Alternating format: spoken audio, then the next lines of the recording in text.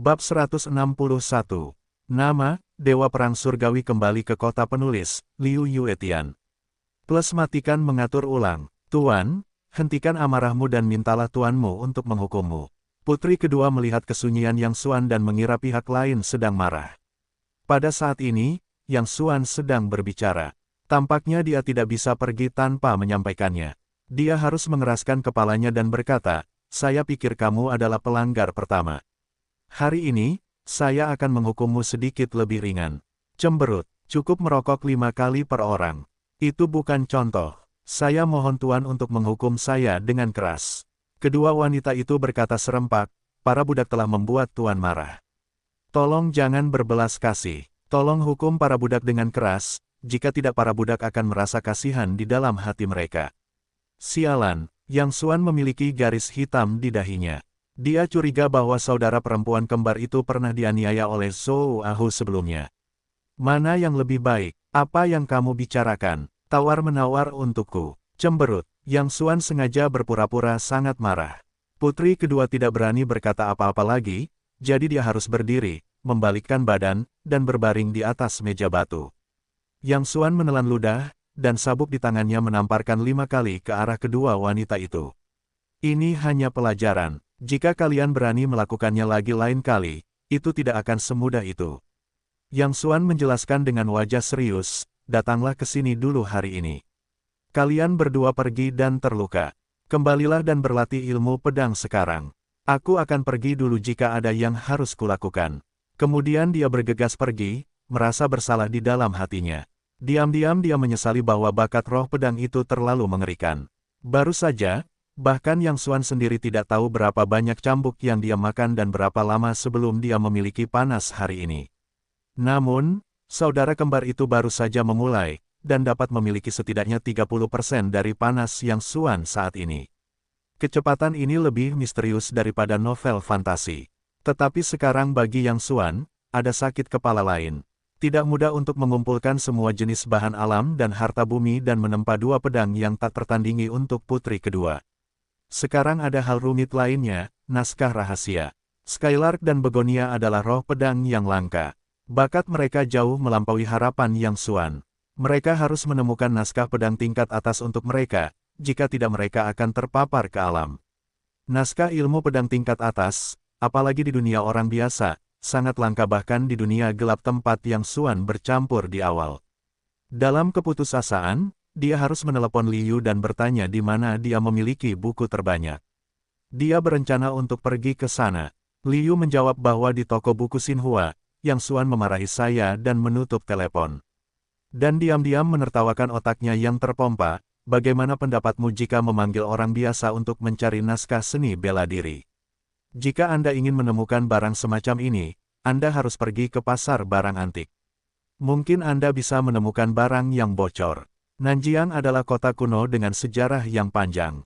Meskipun reputasi pasar barang antik di sini tidak besar di mata orang biasa, orang-orang yang benar-benar berpengetahuan seringkali datang jauh-jauh ke sini untuk menemukan barang yang bocor dari seluruh dunia. Begitu Yang Xuan memarkir mobilnya, belasan orang melompat, "Bos, apakah Anda ingin barang antik?" Sepupu saya baru saja menggalinya dari matanya. "Bos, lihatlah keluarga saya. Paman kedua saya adalah seorang perampok makam profesional. Bos, pergilah ke toko saya dan lihatlah. Saya menempatkan Hubai, seorang profesional." Yang Xuan memiliki garis hitam di dahinya.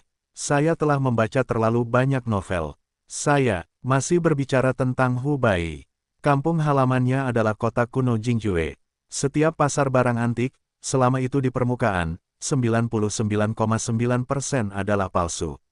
Orang yang berpengetahuan ini tahu bahwa tujuan berkeliaran di sini adalah untuk melihat apakah dia dapat menemukan barang yang bocor 0,1%. Yang Xuan berkeliling di dalam. Dia tidak melihat sesuatu yang berharga, tetapi dia dalam suasana hati yang baik, karena orang-orang di sini sangat lucu sehingga mereka semua adalah pemain yang baik.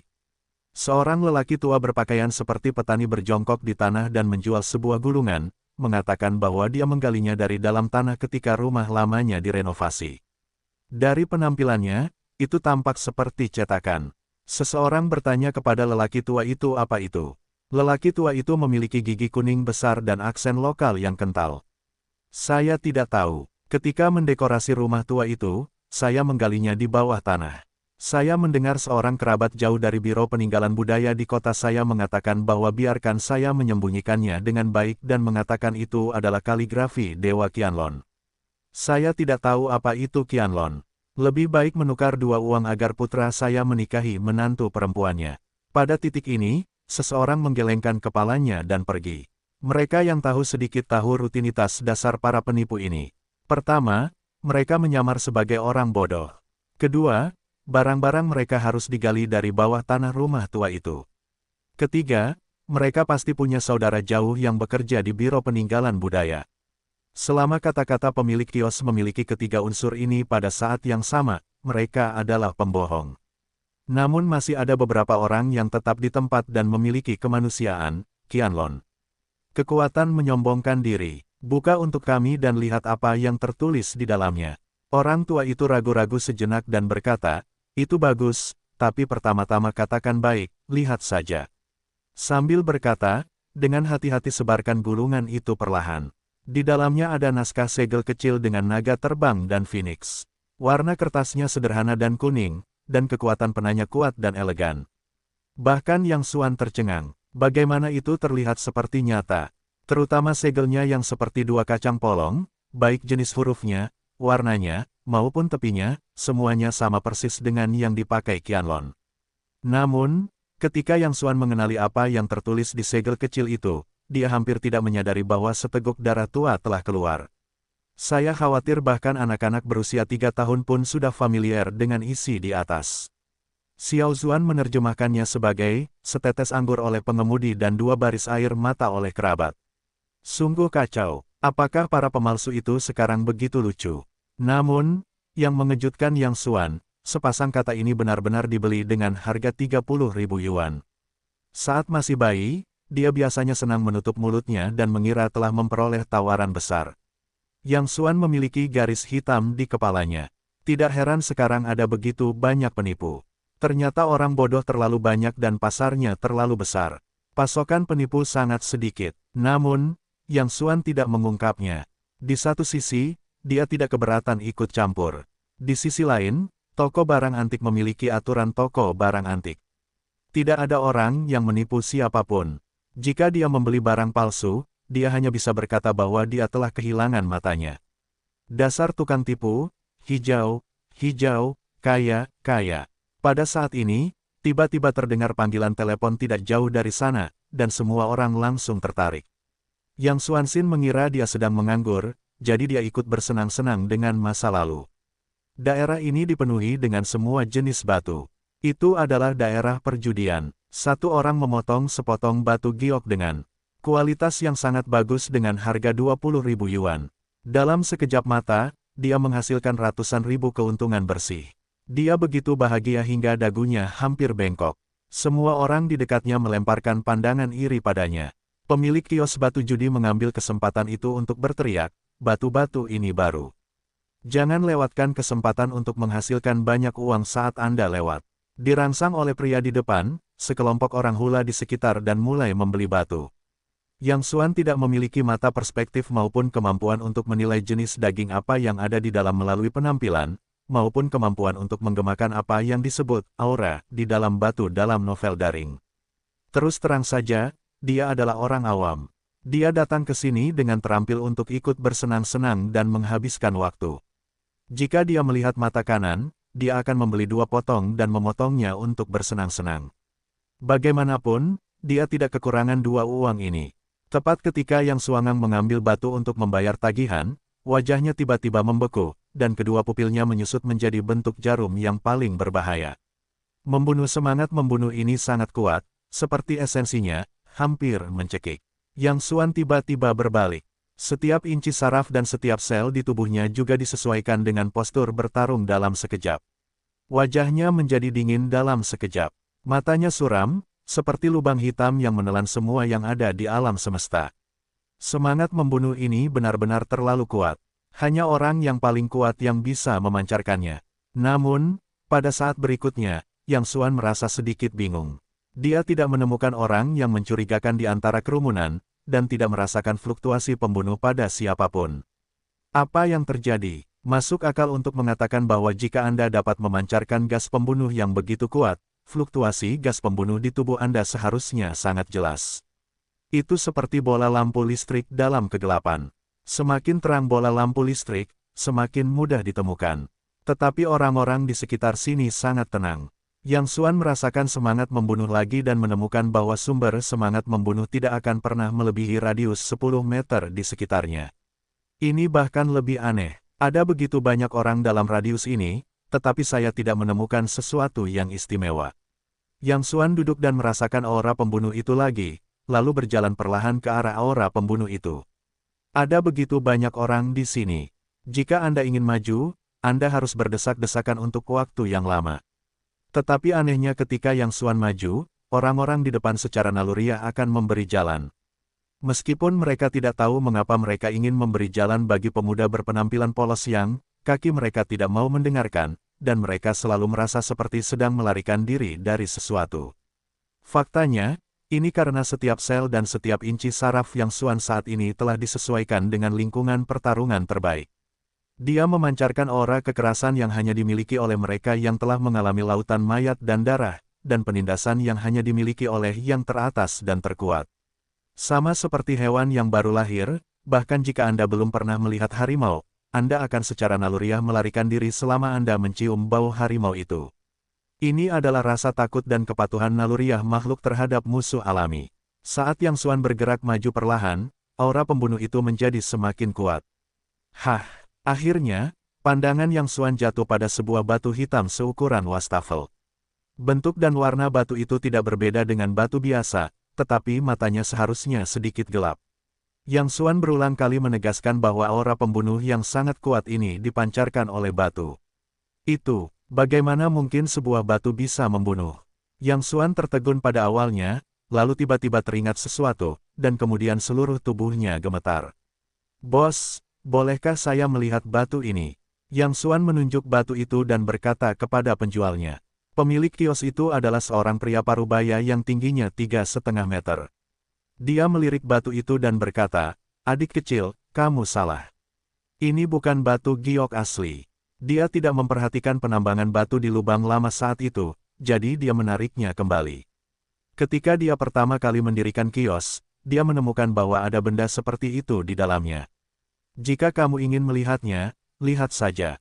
Itu hanya barang rongsokan. Aku bisa memberikannya kepadamu. Terima kasih. Yang Xuan bergegas ke batu itu, berjongkok di tanah dan melihatnya dengan saksama. Dari penampilannya, batu ini tidak jauh berbeda dari batu biasa kecuali warnanya yang lebih gelap. Rasanya, dingin dan halus. Aku mengambilnya dengan tangan dan menemukan bahwa batu ini lebih berat dari batu biasa. Oh, ini bukan Yang bodoh. Pada saat ini, suara kasar dan gila tiba-tiba datang dari samping.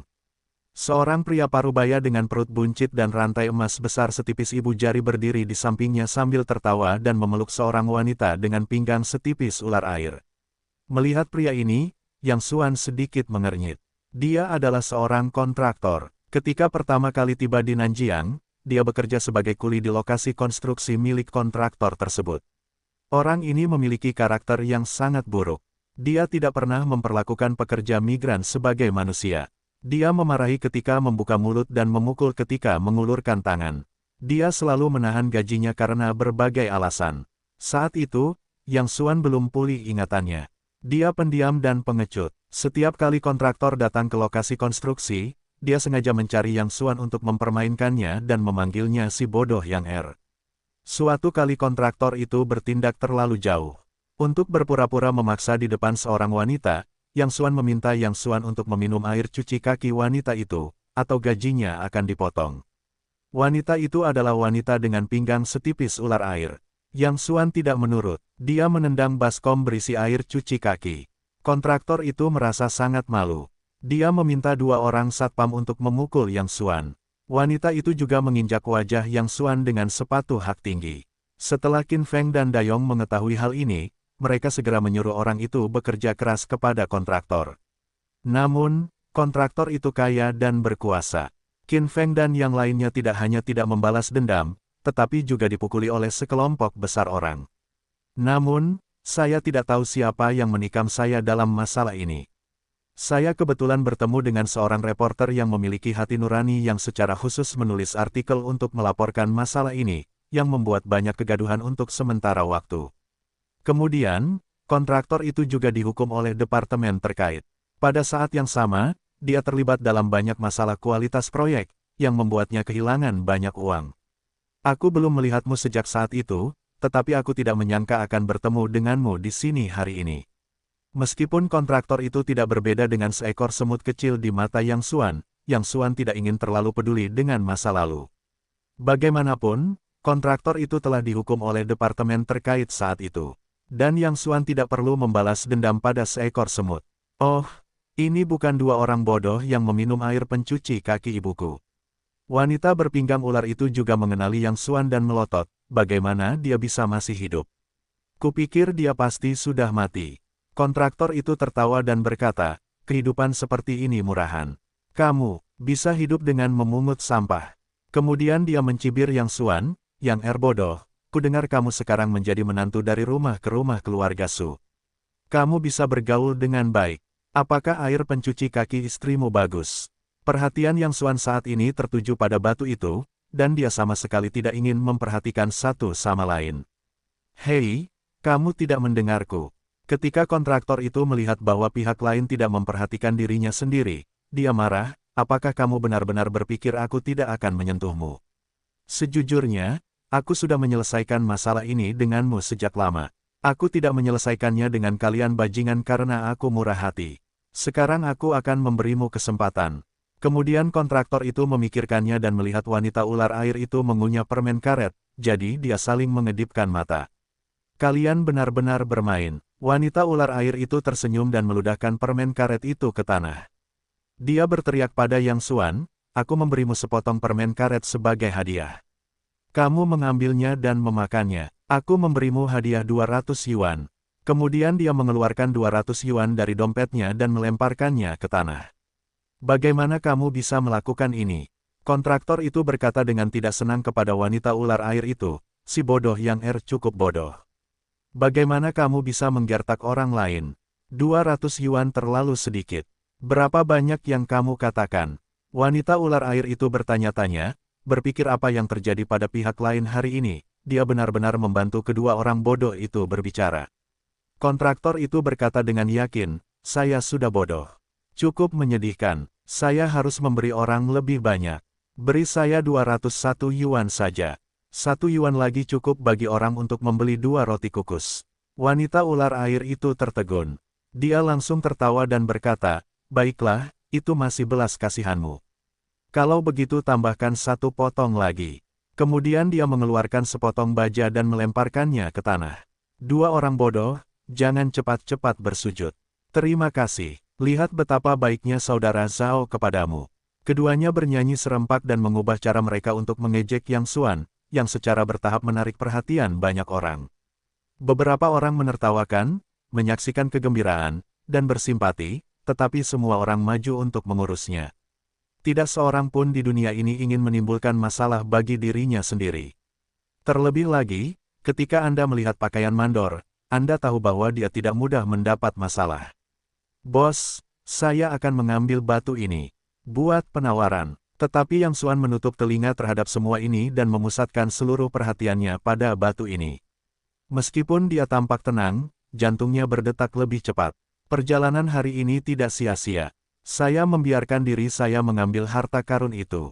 Yang Xuan tidak memiliki kemampuan untuk melihat melalui apa yang terbungkus dalam batu itu, tetapi roh pembunuh yang sangat kuat menggerakkan setiap sel dalam dirinya. Masuk akal untuk mengatakan bahwa roh pembunuh dapat dirasakan bahkan oleh anak kucing dan anjing, apalagi orang biasa. Namun, roh pembunuh itu begitu kuat sehingga Yang Xuan tidak menemukan siapapun di sekitarnya. Ini menunjukkan bahwa benda-benda yang dibungkus batu ini jelas tidak vulgar, tetapi hanya dapat dirasakan oleh orang-orang dengan fisik tertentu. Aku bilang ini adik kecil, bukankah aku baru saja mengatakan bahwa ini bukan batu giok, atau batu biasa? Kamu dapat menemukannya di mana-mana. Jika kamu menyukainya, ambillah dan jangan meminta bayaran. Ketika pemilik kios melihat bahwa Yang Xuan diejek, dia sebenarnya memiliki sedikit simpati di dalam hatinya, tetapi sulit untuk mengatakan apapun. Dia tidak bisa membuat dirinya mendapat masalah untuk seseorang yang tidak dikenalnya. Seseorang di dekatnya dengan ramah mengingatkan, "Kakak, batu ini benar-benar bukan batu giok asli. Kamu lihat, tidak ada rambut hijau di atasnya, dan masih sangat halus, belum lagi pola ular piton. Ini adalah batu biasa, ada banyak di jalan, haha, haha, aku sangat senang." Kontraktor di sebelahnya dan wanita ular air itu tertawa bola-balik. "Kamu tidak tahu, ini adalah orang bodoh yang lari dari rumah sakit jiwa." Kontraktor itu menertawakan orang-orang di sekitarnya dan kemudian berbalik untuk melihat Yang Xuandao. "Yang bodoh, penglihatanmu bagus. Mungkin itu hijau kekaisaran. Belilah dengan cepat. Jika kamu memotongnya semua, kamu mungkin akan menjadi kaya." Haha, Yang Xuan tidak repot-repot memperhatikan si bodoh itu dan berkata dengan lemah kepada bosnya, "Tidak ada alasan untuk mengambilnya dengan sia-sia dalam berbisnis. Sebaiknya kamu membuat harga." Pemilik kios itu menghela nafas, "Baiklah, aku akan membuat harga dengan santai, yang dapat dianggap sebagai lotere. Namun, aku tidak tahu bagaimana cara menawar untuk batu yang pecah." "Baiklah, kamu dapat mengatakan harga sebanyak yang kamu katakan. Hei, kemari dan lihatlah." Dua orang bodoh membeli batu. Mandor itu jatuh karena Yang Xuan, meskipun otot dan tulangnya tidak cedera, dia tetap mengingat nada bicaranya. Wanita di sebelah ular air itu juga tertawa terbahak-bahak. "Jangan jadi orang bodoh di masa depan. Mungkin orang akan menghasilkan banyak uang jika mereka memotongnya." Kontraktor itu tertawa dan berkata, "Orang ini, jika dia miskin dan gila, pikirannya akan menjadi tidak normal. Lihatlah orang ini, dia dulunya bodoh, tetapi sekarang dia telah berubah menjadi idiot. Wah, kamu harus mengakui kenyataan bahwa menjadi miskin itu miskin. Kamu akan miskin sepanjang hidupmu. Orang-orang sepertimu ditakdirkan menjadi kaum dalit di lapisan masyarakat paling bawah. Kamu tidak akan pernah berubah dalam hidupmu. Aku harus membayarmu lebih dari setengah tahun untuk setiap makanan. Kaum dalit harus terlihat seperti kaum dalit. Jika dia seorang pemulung, dia dapat memungut sampah dengan andal. Kata uang tidak ada hubungannya denganmu." Kontraktor itu juga memikirkan kebencian awalnya dan memarahi di sebelahnya. Kata-kata ini sangat buruk sehingga bahkan pemilik kios tidak dapat mendengarkannya. Dia menghela nafas dan berkata, "Adik kecil, berikan saja padaku sedikit, lalu pergilah dengan cepat." Ia benar-benar tidak tahan melihat pemuda itu diolok-olok dengan kata-kata yang begitu kejam. Yang Xuan berpikir sejenak dan berkata, "Lihat ini. Bolehkah aku memberimu 5 juta? Terserah, berikan sebanyak yang kau mau. Kepalamu saja yang berwarna-warni." Kemudian pemilik kios itu tiba-tiba tercengang, "Berapa yang kau katakan tadi?" 5 juta. Yang Xuan menulis dengan enteng, "Jika menurutmu itu tidak cukup, kau bisa menambahkannya." "Apa-apaan ini?" Begitu kata-kata ini keluar, seluruh dunia tampak sunyi. Tiba-tiba, semuanya menjadi sunyi. Mereka saling menatap dan bertanya-tanya apakah mereka salah dengar. Hahaha. Ketika mandor itu bereaksi, ia langsung tertawa terbahak-bahak. Bahkan air mata pun mengalir, seolah-olah ini adalah lelucon paling lucu yang pernah didengarnya di dunia. "Dua orang bodoh, kalian miskin dan gila. Kalian masih punya 5 juta. Pernahkah kau melihat seperti apa 5 juta itu?" Kontraktor itu memegang perutnya dan tertawa. Menurutnya, orang itu pasti miskin dan punya kesalahan, apalagi 5 juta. Bahkan jika dia memotong orang miskin, dia mungkin tidak punya 500 yuan. Mungkin mereka punya. Wanita ular air itu menutupi perutnya dan berkata sambil tersenyum, "Itu baru saja dikeluarkan oleh Bang Tiandi, bos. Kedua orang bodoh ini bermaksud membakar uang itu untukmu." Wajah pemilik kios langsung menunduk, "Sudah kubilang padamu. Aku baik hati demi dirimu. Kau berbalik dan menggodaku. Aku belum menjual batu ini. Keluar dari sini dan bermainlah dimanapun kau jatuh cinta." Yang Xuan tahu bahwa pihak lain pasti salah memahami maksudnya, dan buru-buru berkata, "Bos, aku tidak menggodamu, saya katakan itu benar. Jika Anda tidak percaya, gesek kartu Anda." Setelah itu, Yang Xuan mengeluarkan kartu bank dan menyerahkannya kepadanya. Pemilik kios tercengang. "Serius nih?" Suasana kembali hening. Semua orang tampak bingung. Benarkah si tolol ini datang? Bahkan Mandor Bao dan wanita ular air itu sedikit terkejut, tetapi mereka segera menjawab bahwa mereka hanya pecundang yang malang. Dari mana mereka mendapatkan 5 juta dolar? Kamu suruh dia sikat, dia pura-pura memaksa. Kontraktor berkata, nanti dia pasti bilang kalau uangnya tidak cukup. Lihat, si tolol ini pasti akan seperti ini. Melihat pemilik kios tercengang, Yang Xuan harus mengulurkan tangan dan meraih mesin pos, menyikat kartu ke arah atas, lalu memasukkan kata sandi. Mungkin ada penundaan setelah menggesek kartu karena jaringan atau alasan lain. Kontraktor di sebelahnya tertawa dan berkata, sepertinya begitu. Aku akan mengatakannya, harus dikatakan bahwa dia salah mengambil kartu, haha. Pemilik kios juga menghela napas, adik kecil, aku akan memberimu kata-kata. Wajah adalah hal yang paling tidak berharga, terutama saat kamu tidak mampu membelinya. Hari ini aku tidak akan berdebat denganmu tentang hal ini. Singkirkan batu itu dan aku tidak akan mengambil uangnya. Jadilah orang yang rendah hati di masa depan. Jangan pikirkan apa yang kamu miliki atau tidak miliki. Zizi. Namun, tepat saat itu, mesin pos tiba-tiba mengeluarkan suara zizi, dan sebuah tiket kecil melompat keluar dari mesin pos pada saat yang sama. Daerah sekitarnya menjadi sunyi sesaat, dan semua orang tercengang. Itu benar-benar dicat. Tidak mungkin. Dia pasti hanya melukis 10 atau 8 dolar. Dia berpura-pura memaksa di sini. Kontraktor itu masih merasa tidak percaya. Dia meraih tiket kecil itu dan membuka matanya. Seluruh pria itu tercengang di tempatnya, seperti disambar petir. Wanita ular air di sebelahnya juga membuka mulutnya ketika dia melihat tiket kecil itu, yang tampaknya jahat. Ini benar-benar 5 juta. Seorang penonton di dekatnya juga melihat angka-angka pada tiket dan tidak bisa menahan diri untuk berteriak. Bas! Semua orang hanya merasakan suara dengungan di kepalanya. Tanpa diduga, kedua orang bodoh ini. Tidak, pemuda dengan pohon giok yang menghadap angin ini benar-benar menyikat 5 juta. Terima kasih, bos. Yang Xuan tampaknya meremehkan. Baginya, nilai batu ini tidak dapat diukur dengan uang. 5 juta dikatakan dengan santai. Jika pemilik kios meminta 500 juta, dia tidak akan mengerutkan kening. Bagi Yang Xuan, uang hanyalah serangkaian angka yang tidak berarti. Kemudian dia memegang batu itu dan bersiap untuk pergi. Tetapi pemilik kios telah lama membatu di tempatnya. Dia hanya merasa kepalanya kosong dan seluruh orangnya ringan, seperti mimpi. Sial, orang bodoh adalah orang bodoh. Kontraktor itu merasa wajahnya dipukuli dan berkata dengan kejam, pasti karena menginjak kotoran anjing dan memenangkan lotre. Dia menghabiskan 5 juta dolar untuk membeli batu pecah.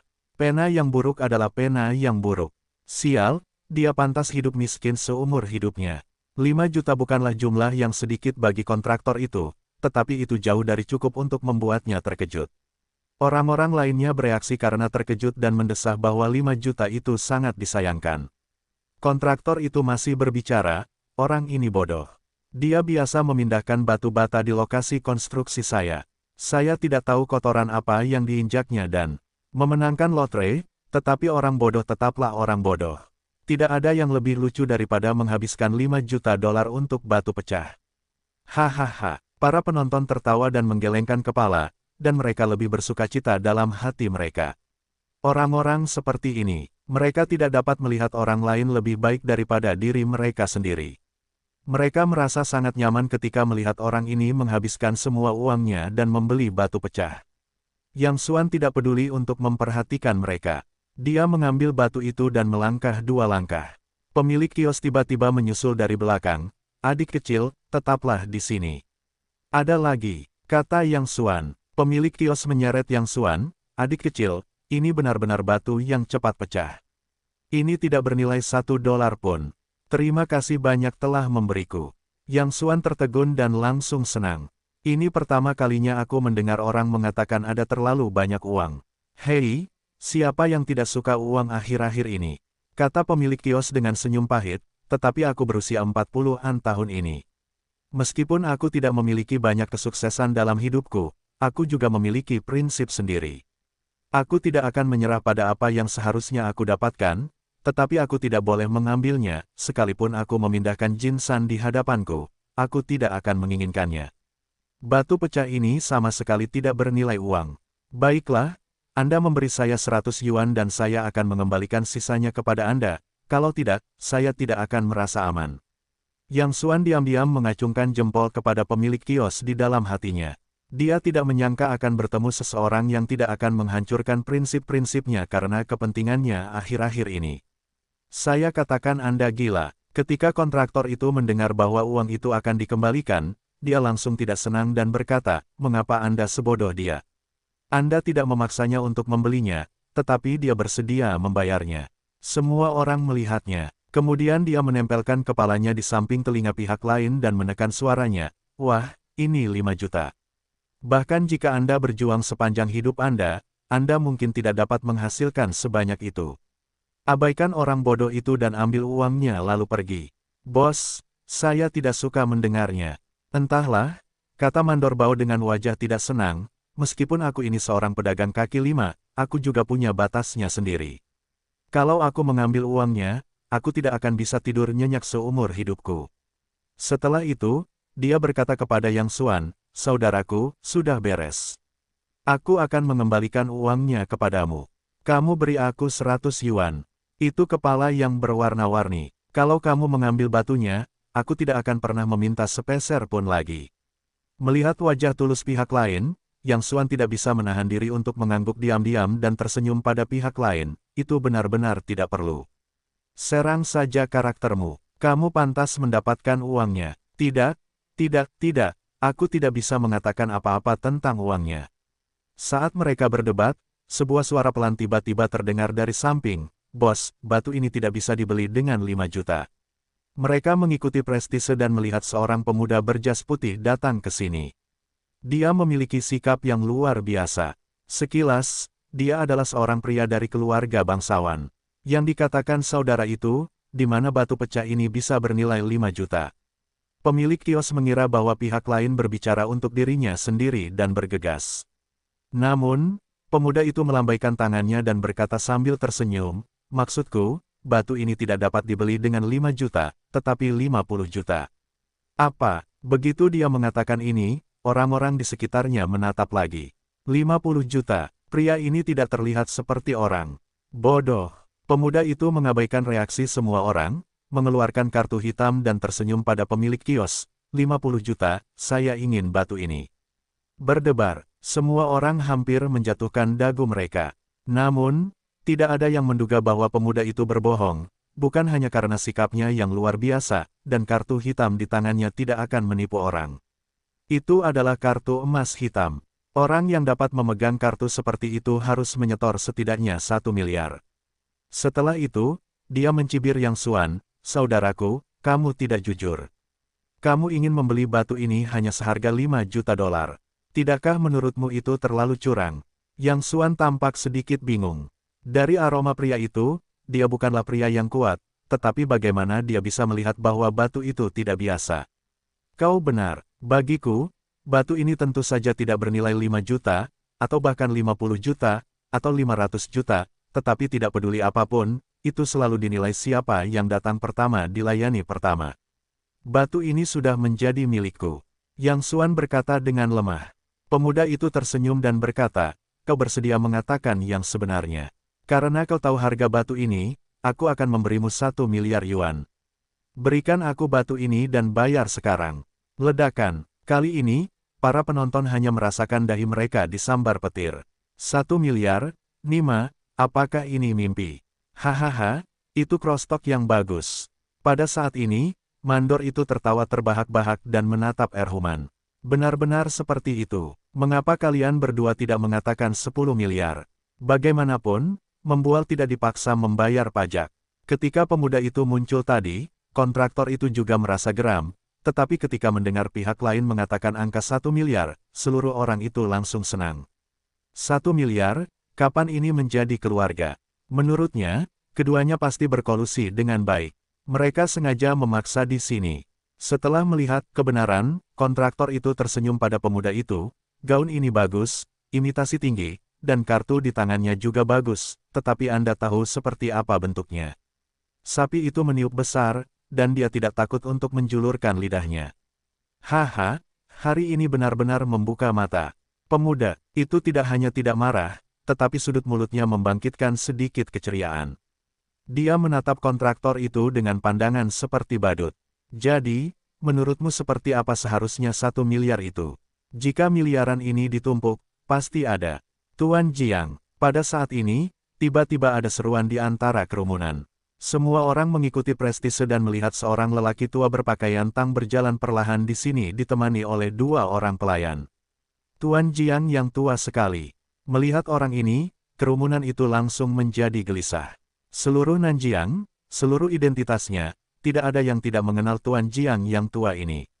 Perusahaan terkemuka di ibu kota provinsi, ketua grup Jiang Heng dan orang terkaya di seluruh provinsi, Jiang Wenian, Tuan Jiang Lao, siapa yang tidak mengenalnya?